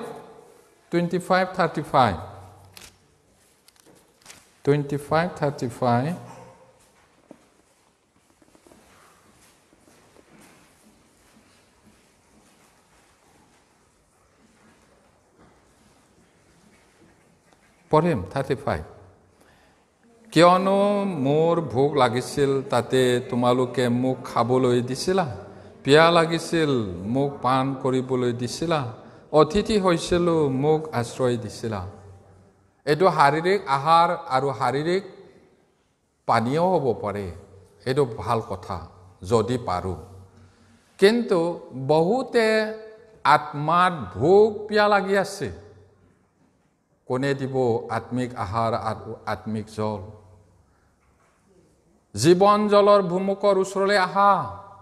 যিজনে মোক বিশ্বাস কৰে, তেওঁ মই জীৱন জল দিম, আৰু যিজনে মই দিয়া জল পান কৰিব, তেওঁ কেতিয়াও ভোক আৰু পিয়াহ নালাগিব, প্ৰভুৱে কৈছে। সেইটো দিবলৈ যাওঁতে আমাক পইচাৰ প্ৰয়োজন হয় প্ৰিয়সকল। সেইটোৰ কাৰণে আমি দান দিব লাগে, সেইটোৰ কাৰণেহে হয়। আৰু আমি যদি তেওঁলোকক দিওঁ, তেতিয়াহ'লে প্ৰভুকে দিয়া হয়। 40 পদ ভাৰ্ছ 40 পঢ়িম। তেতিয়া ৰজাই উত্তৰ দি তেওঁলোকক ক'ব, মই তোমালোকক স্বৰূপকে কওঁ, মোৰ এই ভাইবিলাকৰ মাজৰ সৰু এটিলৈকো যি কৰিছিলা, তাক মোলৈকেহে কৰিছিলা। এতিয়া আমি যি কৰোঁ, আৰু সৰু এটিলৈকো নতুনকৈ নতুন জন্ম পোৱা ভাই ভনীবিলাকক যদি আমি যত্ন লওঁ, কিবা কাম কৰি দিওঁ, সহায় কৰোঁ, তেতিয়াহ'লে প্ৰভুকে কৰা হয়। সেইটো আমি কেৱল নিজৰ ভাই ভনীবিলাককে মাত্ৰ দয়া কৰিব লাগে এনে নহয়, শত্ৰুকো দয়া কৰিবলৈ কৈছে প্ৰভুৱে। আমি শত্ৰুবিলাককো প্ৰেম কৰিব লাগে কৈছে। আৰু যদি তোমালোকে নিজৰ ভাই ভনীকে মাত্ৰ প্ৰেম কৰা, তেতিয়াহ'লে পাপী আৰু পৰজাতীয়েও জানো তাকেই নকৰে? পৰজাতিবিলাকে যোনে তেওঁ ভাল পায় তাক প্ৰেম কৰে, আৰু যোনে বেয়া পায়, তেওঁৰ শত্ৰু হয়, তাক প্ৰেম নকৰে। আৰু তোমালোকেও যদি একেদৰে কৰা, তেতিয়াহ'লে কি ডাঙৰটো কৰিলা তোমালোক? সেইটো কৈছে। কেৱল কথা বা জিভাৰে নহয়, সত্য আৰু প্ৰেমেৰে কৰা উচিত, বাইবেলে কয়। 1 জোহন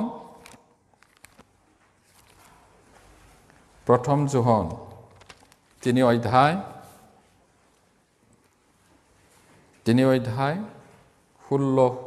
16 পৰা 18।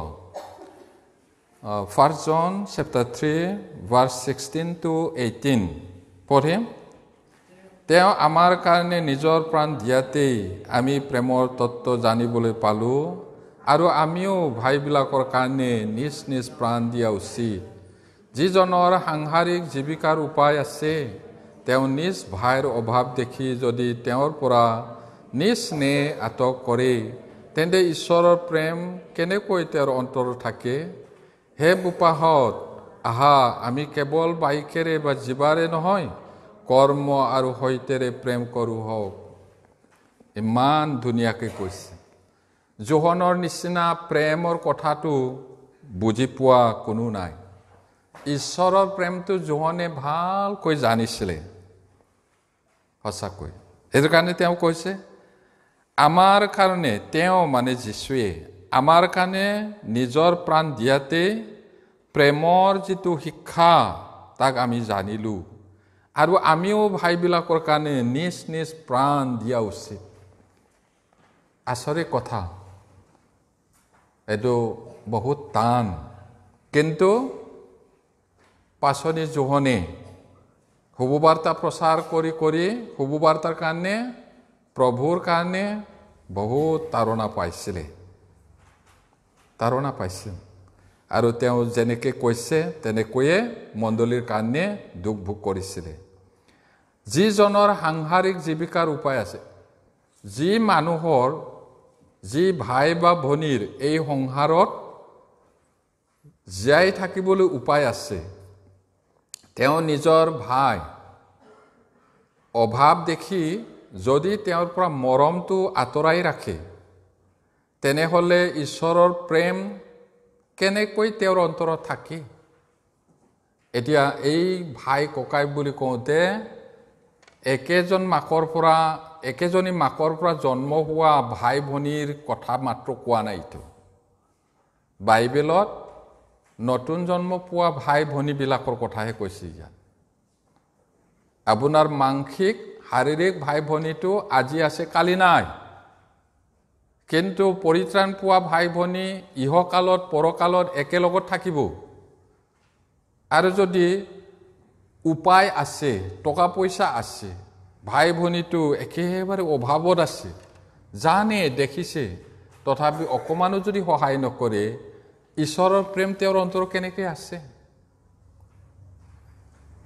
এতিয়া উদাহৰণস্বৰূপে আমাৰ মাজৰ কোনোবা ভাই বা ভনীয়ে সঁচাকৈ হাজিৰাও পোৱা নাই একো পোৱা নাই উপায় নাই একেবাৰে ধাৰাসাৰ বৰষুণো হৈ আছে এসপ্তাহ হ'ল গম পায় একেবাৰে দুখত আছে আপুনি 2 কেজিমান চাউল আলু 1 কেজি কোনোবা এনেকা দি সহায় কৰিলে আপুনি নমৰে কিন্তু সেই ভাই সহায় হ'ব তথাপি সেইটো একেবাৰে মই দিছোঁ বুলি ক'ব নালাগে অথনিয়ে আমি শিকিলোঁ মনে মনে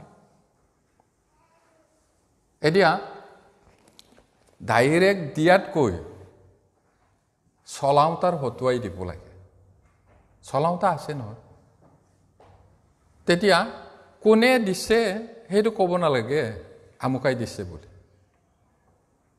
গৈ পিনি বাইদেউ আপোনাক এজন ভাইয়ে সহায় কৰিছে দেই এইটো দিছোঁ দাদা মণ্ডলীৰ এজন ভাইয়ে আপোনাক দিছে কোনে দিছে ক'লেও ক'বলৈ দৰকাৰ নাই সেইটো একেবাৰে সঁচাকৈ নমৰিব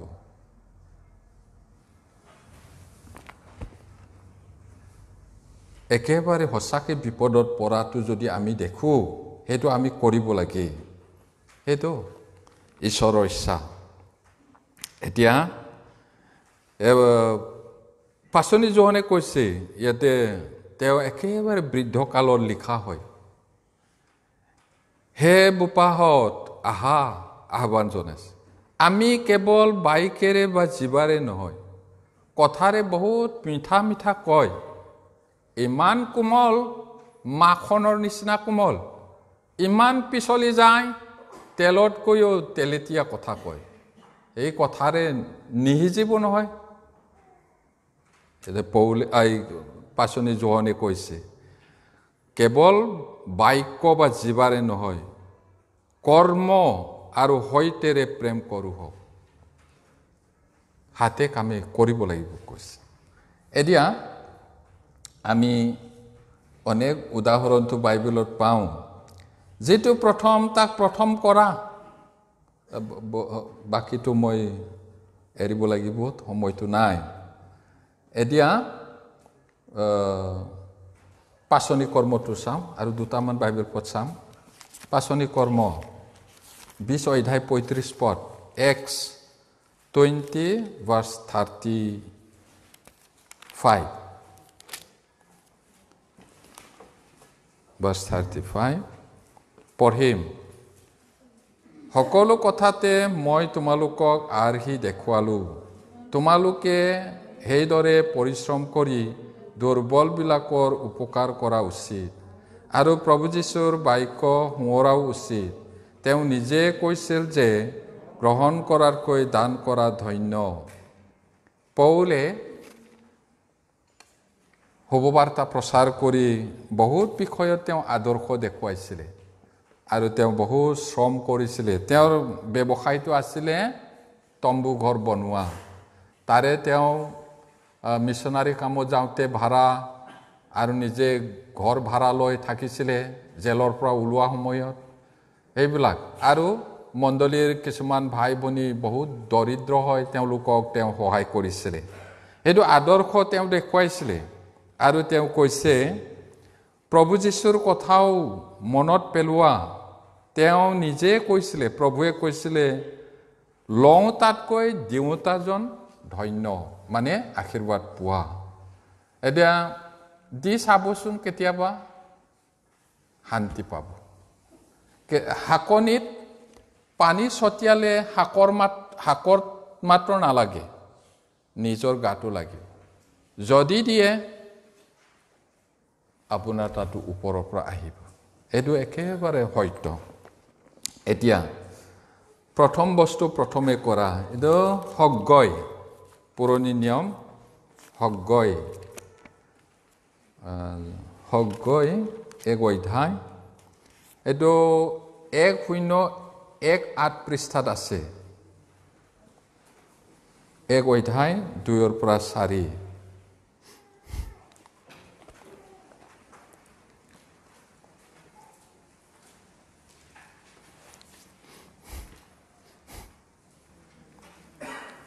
সগয় 1:1-8 পৃষ্ঠাত এক অধ্যায় 2-4 হাগাই chapter 1 verse 2-4 পঢ়িম বোলে বাহিনীবিলাকৰ জিহুৱাই এই কথা কৈছে এই লোকবিলাকে কয় কামলৈ যাবৰ আমাৰ সময় হোৱা নাই জিহুৱাৰ গৃহ সাজিবৰ সময় হোৱা নাই তেতিয়া সগয় ভাবুবাদীৰ দ্বাৰাই জিহুৱাৰ বাক্য উপস্থিত হ'ল বোলে এই গৃহটি উচ্ছন্ন হৈ পৰি থকা স্থলত তোমালোকে নিজে ওপৰত কাঠ লগোৱা নিজ নিজ ঘৰত এতিয়া বাস কৰিবৰ সময় নে ইছৰাইলবিলাকে সেই সময়ত মন্দিৰটো নাই সাজিব লাগে তথাপি তেওঁলোকে এলাহেৰে কয় কামলৈ যাবলৈ মন নাই এতিয়া সময় হোৱা নাই পিছত কৰিম বুলি এবালে মন্দিৰটো ভাঙা চিঙা হৈ আছে কিন্তু তেওঁলোকৰটো হ'লে একেবাৰে সিলিং তক্তাৰে সিলিং দিয়া বাৰিষা কালৰ ঘৰ খৰালি কালৰ ঘৰ তেনেকুৱা এইটো কৈছে এতিয়া যাবলৈ সময় নাই বুলি এতিয়া আমাৰ জিৰণিৰ সময় নহয় প্ৰিয়সকল এতিয়া কাম কৰাৰ সময় এতিয়া পোহৰ নহয় আন্ধাৰ এতিয়া আনন্দ কৰিবৰ সময় নহয় কান্দিবৰ সময় কি কৈছে যিবিলাকে ৰুবলগীয়া কঠীয়া সকলোৰে লৈ যাব হাঁহি মুখেৰে ডাঙৰিটো লৈ আহিব এতিয়া আনন্দৰ সময় নহয় স্বৰ্গতহে আমি আনন্দ পাম যি এবাৰ পাম চিৰকাল থাকিব এতিয়া আমি ফাইনেল বাইবেল পঢ়টো চাওঁ ইয়াতে ইমানবোৰ বাইবেল পঢ়াৰ পিছতো জনাৰ পিছতো আকৌ বিপৰীত মন হ'ব পাৰে এইটো গীৰ্জাত দেখোন পইচাহে খুজি থাকে বোলে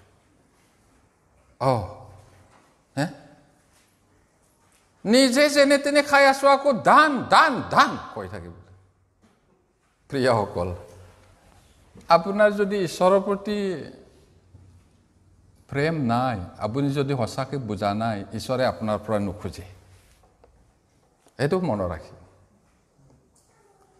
কিন্তু যদি আপুনি সঁচা যদি ঈশ্বৰক জানিছে ঈশ্বৰ প্ৰেমটো জানিছে আপুনি যদি সঁচা হয় ঈশ্বৰৰ দিব লাগিব হ'লেও আমি জবৰদস্তি কোৱা নাই শাস্ত্ৰত যিটো কৈছে আমি যিটো কৰিছোঁ সেইটোহে কৈছোঁ ডিঙিত ধৰি টেপা মাৰি দিবই লাগিব বুলি কোৱা নাই যাৰ যাৰ ইচ্ছা হয় আশীৰ্বাদ পাব সেইটোৱে আৰু জানি শুনিও যদি নকৰে সেইটো আপোনাৰ কথা ফাইনালত সুদা হাতে নাহিবা বুলি কৈছে ঈশ্বৰৰ ঘৰত ঈশ্বৰে কৈছে এইটো ফাইনেল বাইবেল পঢ়িম দ্বিতীয় বিৱৰণ 16 অধ্যায় 16-17 পদ Deuteronomy 16 chapter 16 verse 16-17 এইটো হেক বাৰৰ কাৰণে পঢ়িম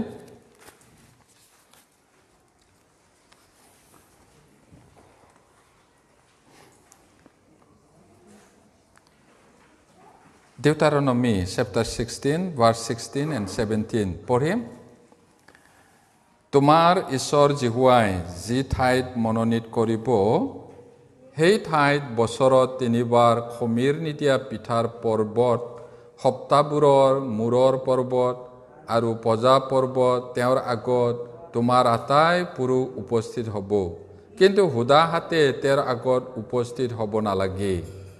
ঈশ্বৰ জিহুৱাই তোমাক দিয়া আশীৰ্বাদ অনুসাৰে প্ৰতিজনে নিজ সমৰ্থ অনুসাৰে উপহাৰ আনিব। ঈশ্বৰে কি কৈছে ইয়াত?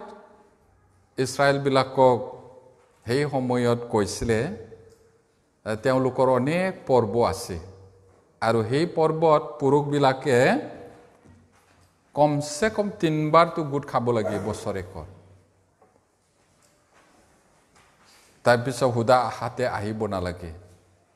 এতিয়া ঈশ্বৰৰ গৃহ মানে এই গীৰ্জা ঘৰটো নহয় ভাই ভনীবিলাক। কোনোবা এদিন আমি আকৌ এইটো ষ্টাডি কৰিম। গীৰ্জা ঘৰটো মণ্ডলী নকয়, মানুহটোহে মণ্ডলী। আৰু তাত যেতিয়া গোট খাব হুদা হাতে আহিব নালাগে, সেইটো কৈছে, ঈশ্বৰে কৈছে। আকৌ কোনোবাই প্ৰশ্ন কৰিব, এইটো ইছৰাইলহে কৈছিলে, আমাক কৈছে নেকি বুলি। ইছৰাইলৰ ঈশ্বৰে আমাৰ ঈশ্বৰ। আকৌ মনত পেলাই দিছোঁ, কিছুমানে ভুল বুজে। যীশুখ্ৰীষ্ট কালি আজি সদা কাললৈকে একে হৈ আছে, আৰু সকলো নাইকিয়া হৈ গ'লেও ঈশ্বৰৰ বাইবেলটো একেই হৈ থাকে, কেতিয়াও লুপ্ত নহ'ব। গতিকে ইছৰাইলক কোৱাটো আমাকে কৈছে। আমি আব্ৰাহামৰ বংশ, দেহাটো নহয়। বিশ্বাসৰ দ্বাৰাই আব্ৰাহাম ধাৰ্মিক হৈছিলে, আমিও বিশ্বাসৰ দ্বাৰাই ধাৰ্মিক হৈছোঁ। সেইটো কাৰণে আব্ৰাহামৰ সন্তান। আৰু কিয় দান দিব লাগে মই বহুত শাস্ত্ৰৰ পৰা ক'লোঁ, আৰু ইমানবোৰ জানাৰ পিছতো আপুনি যদি নিদিয়ে সেইটো আপোনাৰ কথা, জবৰদস্তি কৰা নাই। জবৰদস্তি দিব নালাগে, মনত দুখ পাই পিনি নিদিব। ইয়াতে কৈছে হৰ্ষিত মনেৰে দিয়াজনক ঈশ্বৰে আশীৰ্বাদ কৰে। বাধ্যতাত পৰি নহয়, বেয়া পাব ক'ব বুলি। আৰু যদি আপুনি নোৱাৰে তেতিয়াহ'লে আপোনাৰ বিশ্বাসটো সঁচা হয় নে নহয় পৰীক্ষা কৰিব লাগে। বাইবেলত কৈছে তোমালোকে বিশ্বাসত আছা নে নাই তাক পৰীক্ষা কৰি চোৱা। যীশুখ্ৰীষ্ট যে তোমালোকৰ হৃদয়ত থাকে তাক নাজানানে? যদি নাই তেতিয়াহ'লে অপ্ৰমাণিত লোক। এইটো কৈছে 2 কৰিন্থিয়া 13 অধ্যায় 5 পদত এই কথাটো আছে। ঈশ্বৰে সকলোকে আশীৰ্বাদ কৰক, মই প্ৰাৰ্থনা কৰিম। স্বৰ্গত থকা মহান পিতৃ ঈশ্বৰ, আমি কিয় দান দিব লাগে এই বিষয়ে শাস্ত্ৰৰ পৰা তন্নকৈ আমি চাইছোঁ। প্ৰভু, শুনা সকলোৰে ওপৰত তোমাৰ অনুগ্ৰহ হওক, তেওঁলোকক তুমি আশীৰ্বাদ কৰা। আৰু পিতৃ ঈশ্বৰ, তুমি দেউতা ঈশ্বৰ, নিজৰ একমাত্ৰ পুত্ৰকে আমাৰ বাবে তুমি দান দিলা। আমি তেওঁত বিশ্বাস কৰি তেওঁৰ তেজৰ দ্বাৰাই অনন্ত মুক্তি পালোঁ, তাৰ বাবে ধন্যবাদ। আৰু আমাৰ প্ৰভুৱে আমাক ইমান প্ৰেম কৰিলে, সেই প্ৰেমৰ প্ৰমাণস্বৰূপে নিজকে সমৰ্পণ কৰিলে, আপোন প্ৰাণ দিলে। ধন্য হওক পিতৃ তোমাৰ নাম। আৰু এতিয়া অনেক আশাহীন ঈশ্বৰহীন লোক আছে, তেওঁলোকৰ আগত শুভবাৰ্তা নিয়াটো আমাৰ কাম। শুভবাৰ্তা পৰিত্ৰাণ বিনামূল্যে বিনাদামে পাওঁ, কিন্তু সেই পৰিত্ৰাণৰ বাতৰি লৈ যাবলৈ আমাক পইচাৰো প্ৰয়োজন। গতিকে শাস্ত্ৰৰ পৰা কিয় আমি দান দিব লাগে সেই কথা চালোঁ। প্ৰভু, তুমি সহায় কৰা সকলোকে মনোবল দিয়া। প্ৰভু, তোমাৰ গৌৰৱৰ কাৰণে নিজকে প্ৰথমে, তাৰপিছত শুভবাৰ্তাৰ কাৰণে যেন দিব পাৰে, এই সকলো প্ৰাৰ্থনা যীশু নামত খুজিছোঁ। আমেন।